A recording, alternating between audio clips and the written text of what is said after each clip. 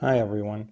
So we're going to be covering sections 4, 5, and 6 of chapter 2 over the next few days in class. That section of the textbook deals with metric units of measurement and how to modify the size of the unit using metric prefixes, and also how to interconvert between different metric units.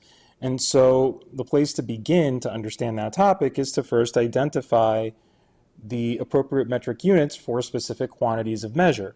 So, for example, if I want to measure a mass, then I would do that with grams as the unit, or a gram.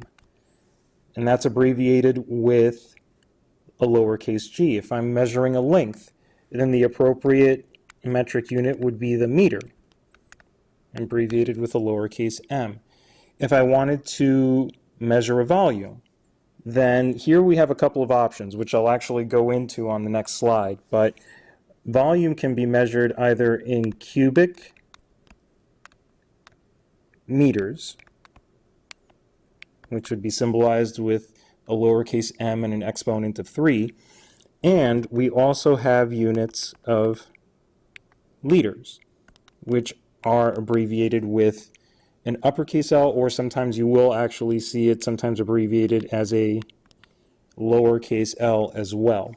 Now, as we well know from trying to use these units ourselves, sometimes when we're trying to measure either an object that's very large or an object that's very small, then the units themselves become too big or too small for the job, and we have to modify the size of the unit. And the way that we modify the size of these units is by using metric prefixes. And so in the textbook, we have this table, table 2.5, where they break down a large selection of metric prefixes. And oftentimes the first question I'll get from students is, do we have to memorize this table?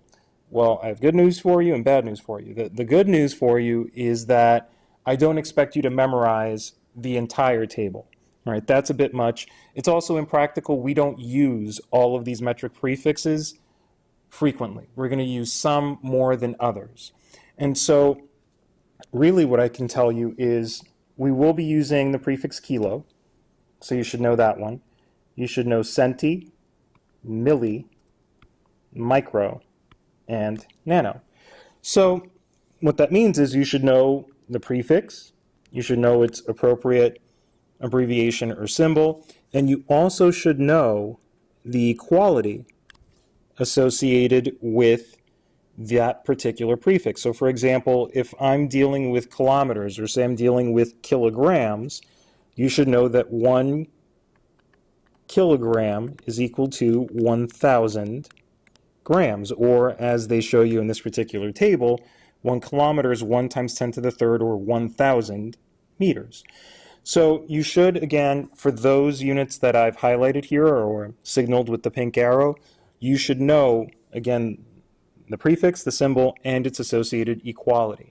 Those will not be provided for you on the test. You should know them. Okay, now, as I said earlier, we have a couple of options when we're dealing with measuring volume. We can use either cubic units of length, like the cubic meter, as I mentioned in the first slide, or the cubic centimeter, or we can use units that are based on the liter and any modification of that unit using metric prefixes, like the deciliter or the milliliter, and so on. As it turns out, those units are actually related to each other mathematically.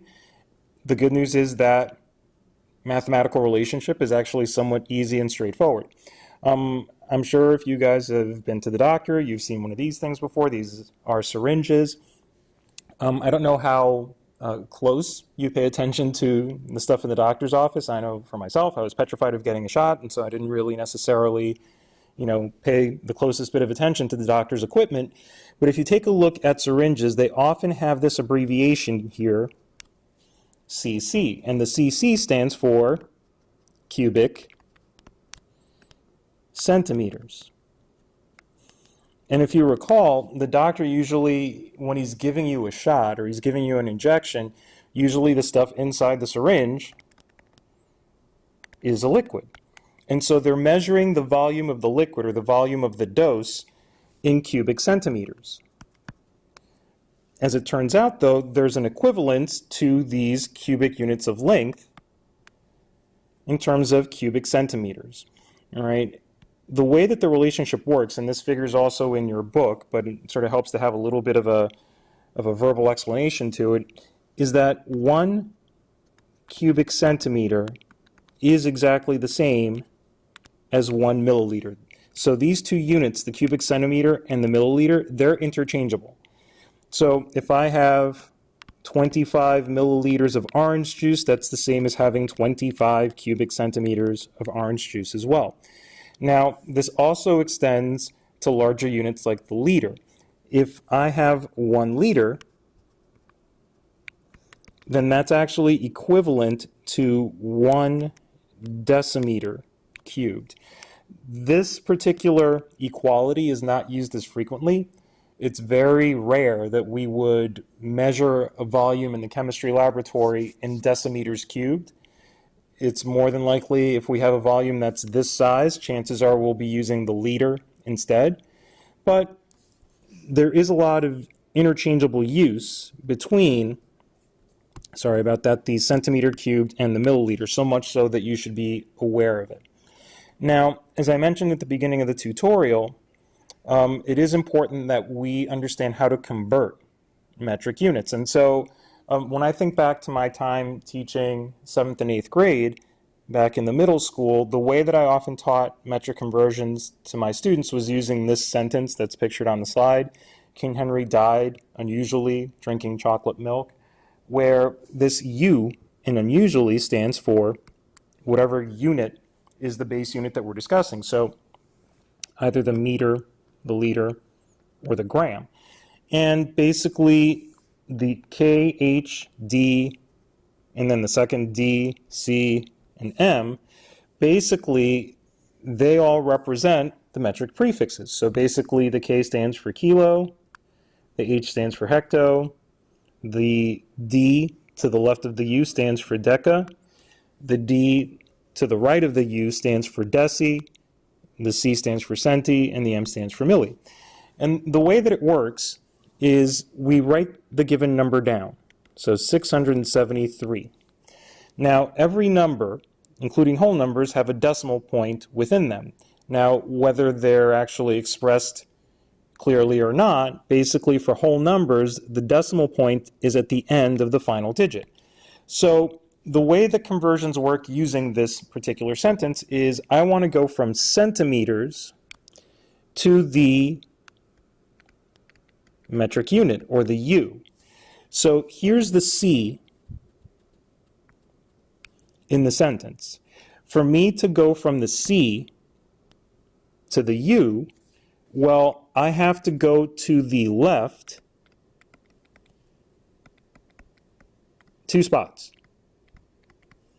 Well, it works the same way with the decimal point. What you're going to do is you're going to take this decimal point and move it 2 spots to the left as well. So that means that my answer would then be 6.73, and my new units would be meters. So 673 centimeters are 6.73 meters. Now, that works well if our units are simple and they fit on this particular chart that encapsulates the sentence. But as I've mentioned before, if we go back to the units that you're expected to know, there are 2 units, micro and nano, that are not covered on the chart and are outside of the range of the sentence. And so you have to be able to do the math without resorting to the sentence. And so the good news is there's a way.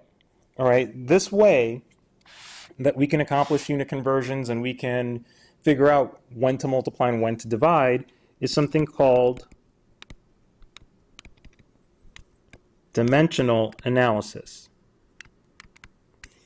And the way dimensional analysis works is I'm going to take whatever given information is provided for me in a problem, and I'm going to multiply that by a fraction.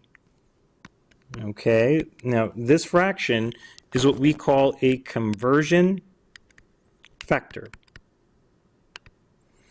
Okay, and all a conversion factor is it's a ratio of units representing the same quantity.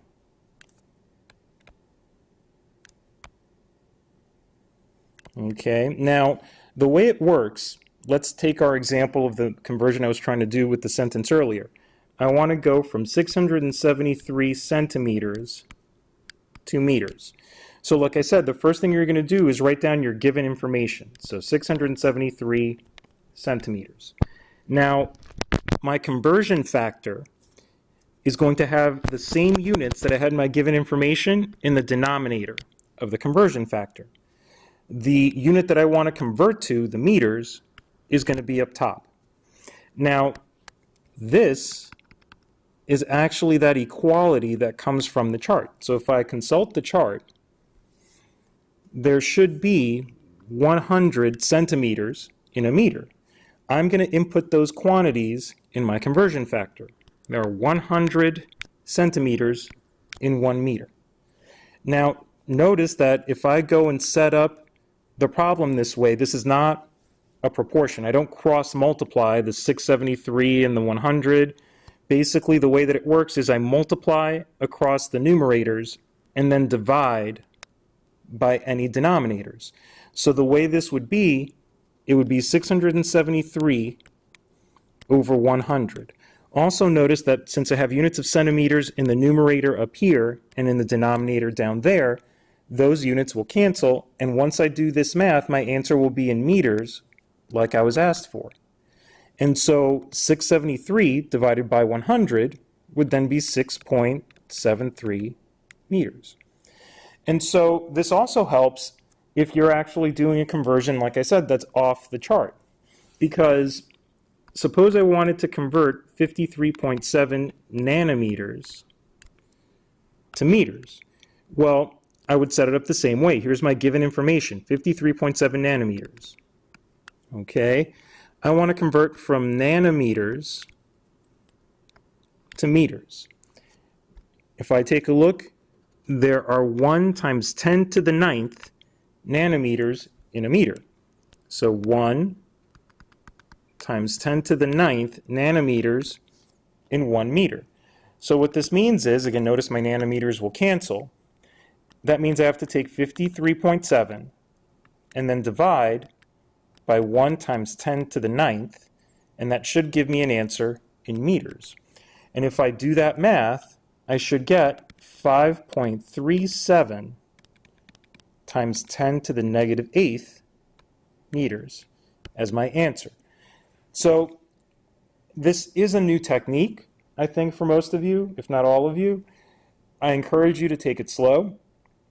Practice it, because we will be using this dimensional analysis technique a lot in the problems that come up later in the year when we're talking about chemical reactions and we're trying to calculate quantities based on chemical reactions.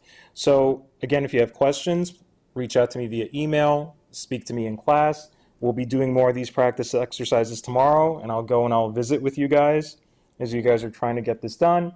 And if you have any questions, by all means, let me know, and I will see you guys in class tomorrow.